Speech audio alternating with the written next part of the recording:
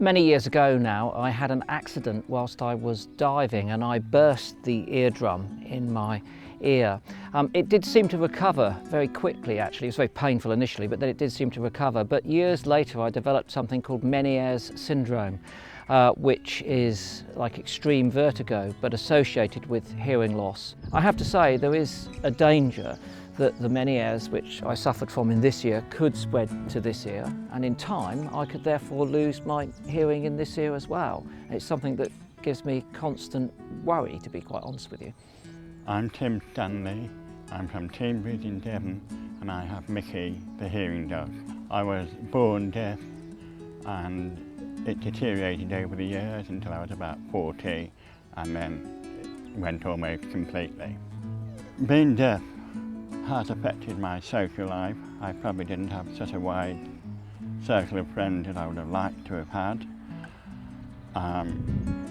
It's sometimes hard for people to relate to a deaf person. I can relate to the fact that many people who are deaf struggle with loneliness and isolation. It excludes you from so much that so many people just take for granted. From the professional point of view, since I have been deaf from birth, I grew into the job, but it's still quite hard at times to deal with clients and various other matters. Having to deal with clients if they didn't know I was deaf, then at times it can be difficult. In travelling around, obviously at times I had to stay away from home and I would be in a hotel by myself. Obviously I would miss a companion, which a hearing dog does. It rules me out of working in certain situations. I can wear an earpiece to listen to the studio talking to me in this ear, and if I do and I'm listening to them, I can't be engaged with a conversation with my co-presenter here. So I have to work around all of these things, and I therefore have to be open about it. But I think unfortunately a lot of men aren't.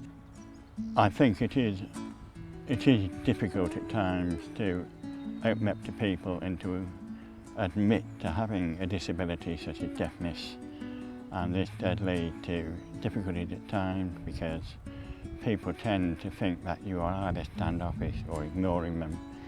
Many years ago I made a film about a hearing dog, and I drove down to Chichester in West Sussex to meet the lady who had the dog, and when the door opened it was a black miniature poodle, and my heart leapt because at that point I was between poodles. I'd lost Max, my first poodle, and it was before I had Fish, my second. Having a hearing dog has made a big impact on my life.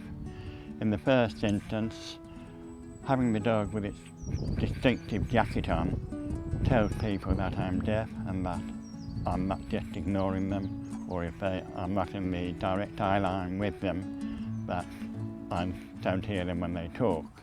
Secondly, it certainly attracts a lot of people who are interested in the dog, or the fact it's a hearing dog, and again you tend to talk to strangers where you wouldn't have talked to them in the past. I love the idea of two different species working together cooperatively, and we've been working with dogs for the last at least 15,000 years. We've co-evolved with them. We understand them intrinsically, inherently, and they understand us. And I love the bond that can form between a human and a dog, particularly when it's a productive one. Jimmy was my first hearing dog. I had him when he was 18 months old, and he proved an absolute godsend. He continued to work until he was 12 years old, when he was officially retired by hearing dogs. At that time we decided not to have another hearing dog because we felt it wasn't fair on him, and we kept him on as a pet for the next 3.5 years until he died at the age of 16. During that time he continued to prove a true companion, and his loss when he died was devastating because he had been a lifetime companion during his life, and I'd come to depend upon him very greatly.